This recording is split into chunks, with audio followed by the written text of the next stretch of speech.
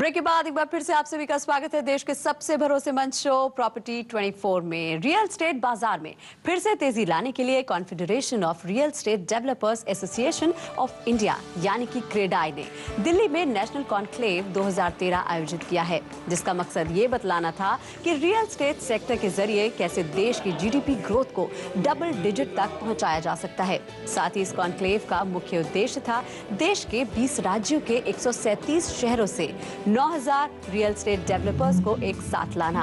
इस कॉन्क्लेव में housing minister Girija Vyas सहित देश भर के दिग्गज रियल एस्टेट डेवलपर्स शामिल हुए।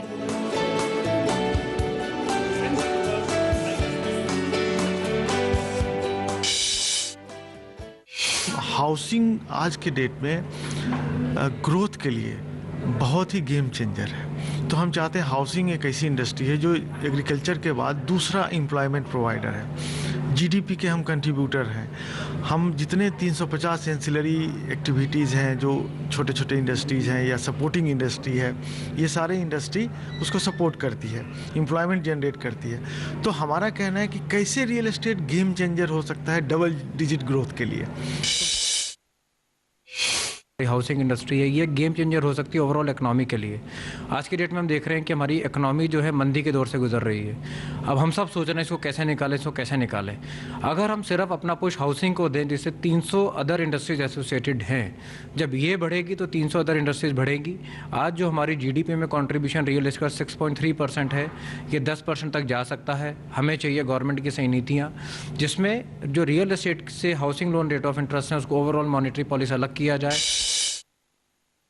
इकोनॉमी का बहुत बड़ा पार्ट है। 3 रीज़न है इसके फंडामेंटल। एक तो ये सबसे बड़ा एग्रीकल्चर के बाद एम्प्लॉयर है और वो भी अनस्किल्ड सेक्टर का एम्प्लॉयमेंट सबसे ज़्यादा देता है, 1 नंबर। दूसरा है कि जो इन 300 से ऊपर इंडस्ट्री को सपोर्ट करता है, स्टील सीमेंट जिसको हम लोग बहुत ओपनली जानते हैं, बट बहुत सारी ऐसी इंडस्ट्री है जिसको ये सपोर्ट करता है। और थर्ड ये है कि ये वैल्यू एडिशन क्रिएट होता है। अगर तीनों चीज़ के ऊपर देखें तो जो रेवेन्यू भी आता है सरकार को, जैसे स्टैम्प ड्यूटी है, सर्विस टैक्स अब आ रहा है, वैट आ रहा है, लेबर सेस आ रहा है, इतना बड़ा साइज है। हम लोग इस तरह के कॉन्क्लेव के माध्यम से बहुत अच्छा सा सरकार के लिए रिपोर्ट बनाते हैं।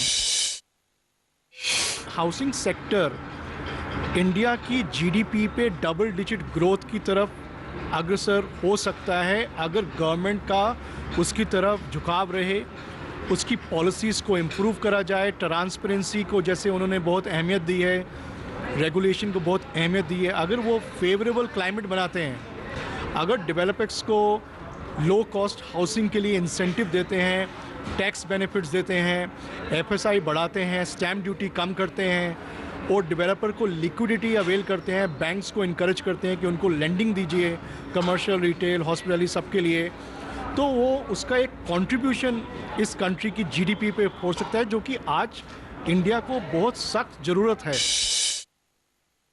और इसी के साथ ही प्रॉपर्टी 24 में आज के लिए बस इतना ही। अगले एपिसोड में फिर हाजिर होंगे प्रॉपर्टी से जुड़ी कई और अहम खबरों के साथ। लेकिन देश और दुनिया की तमाम खबरों के लिए आप देखते रहिए न्यूज़ 24।